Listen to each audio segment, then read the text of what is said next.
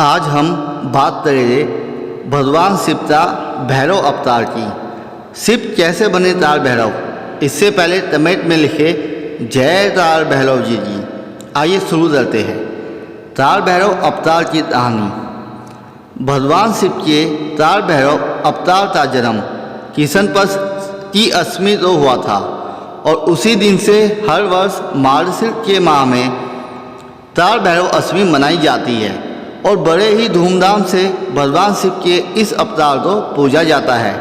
एक बार भगवान विष्णु और ब्रह्मा जी के बीच बहस छिड़ गई कि उनमें से सर्वश्रेष्ठ कौन है। दोनों ही अपने आप के सर्वश्रेष्ठ होने की बात पर अड़ गए और आपस में वाद विवाद करने में लग गए। तभी अचानक उन्होंने देखा कि एक अग्नि की ज्वाला उनके सामने प्रकट हुई और उनसे कहा, जो भी इस अग्नि की ज्वाला का शुरुआत और अंत ढूंढ लेगा वही सर्वश्रेष्ठ कहलाएगा। ब्रह्मा जी तो लगा कि ये भगवान शिव का बिछाया हुआ कोई माया जाल है। उन्होंने अहंकार में आकर महादेव का अपमान कर दिया। ब्रह्मा जी के अहंकार को देखकर भगवान शंकर बहुत क्रोधित हो गए। भगवान शिव के क्रोध से तत्काल एक पुरुष उत्पन्न हो गया जिसका नाम भैरव था।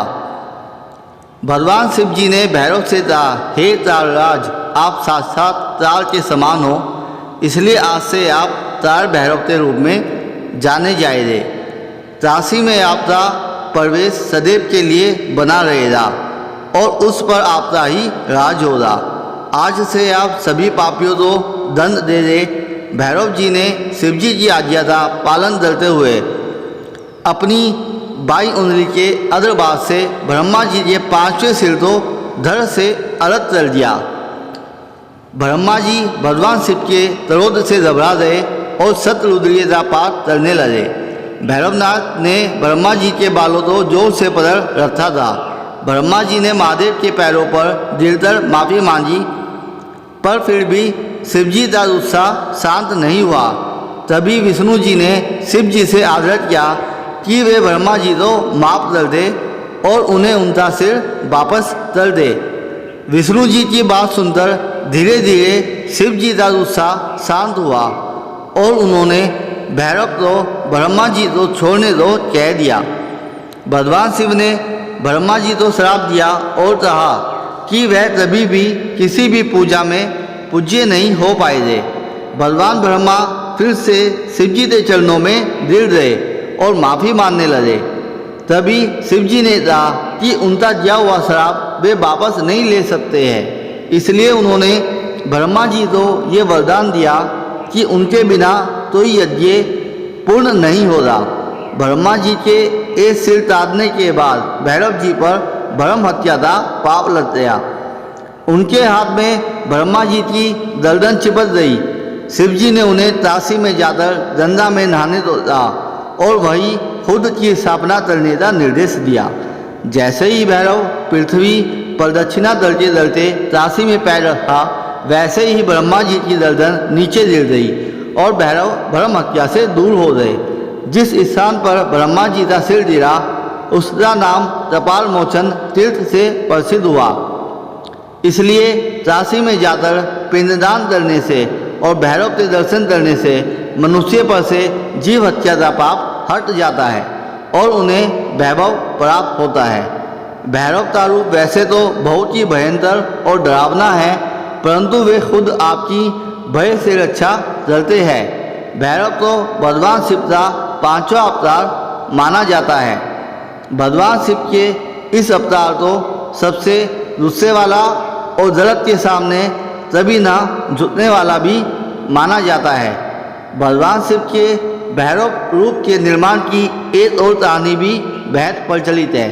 वीरभद्र द्वारा प्रजापति दक्ष के यज्ञ का विनाश करने के बाद भगवान शिव यज्ञ में पहुँचे। उन्होंने देवी सची के मृत शरीर को उठाया और साथ लेकर जाने लगे। रास्ते में धीरे धीरे देवी के शरीर के हिस्से गिरने लगे और जहाँ जहाँ उनके शरीर के हिस्से गिरे वहाँ वहाँ भगवान शिव ने शक्तिपीठ स्थापित किए। इन्हीं शक्तिपीठों की रक्षा करने के लिए भगवान शिव ने भैरव का अवतार लिया।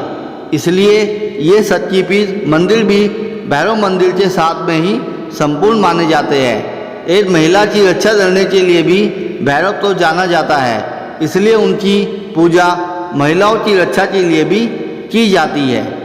भगवान शिव के भैरव अवतार को पूजना बहुत महत्वपूर्ण माना जाता है, क्योंकि उन्हें पूजना लोगों के जीवन में समृद्धि लाता है। भैरव का प्रसिद्ध और चमत्कारी मंदिर मध्य प्रदेश से उज्जैन और उत्तर प्रदेश से काशी में स्थित है। उज्जैन में काल भैरव तो, वहीं लखनऊ में बटुक भैरव का मंदिर है।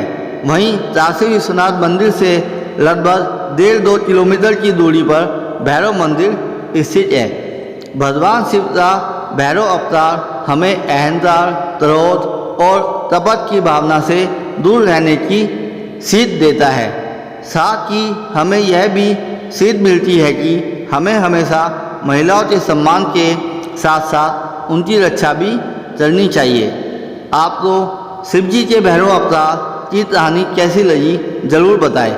ऐसी ही और जानकारी सबसे पहले देखने के लिए मन की भक्ति चैनल को सब्सक्राइब करें व वीडियो को शेयर ज़रूर करें। धन्यवाद।